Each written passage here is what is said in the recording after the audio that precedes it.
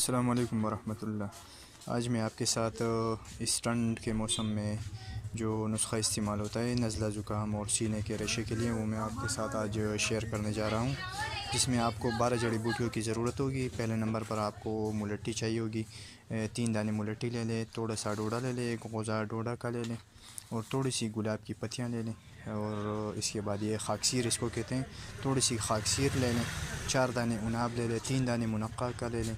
اور چھوٹا چمچ تخم خبازی کا لے لیں، اور ایک چھوٹا چمچ تخم ختمی کا لے لیں۔ یہ برگ بنفشہ ہے، تھوڑا سا اس سے لے لیں۔ گل زوفہ تقریباً 8 سے 10 دانے، برگ بانسا ایک بڑا چمچ، اور 5-6 دانے گل ختمی کے لے لیں، اور یہ تقریباً 2 گلاس پانی میں ابال لیں، 2 سے 3 گلاس پانی میں، اور وہ پھر چھوٹے بچے کو 2 چمچ اور بڑے کے لیے تقریباً 1 کعوے کا پیالہ۔ یہ وہ چھوٹا سا نسخہ ہے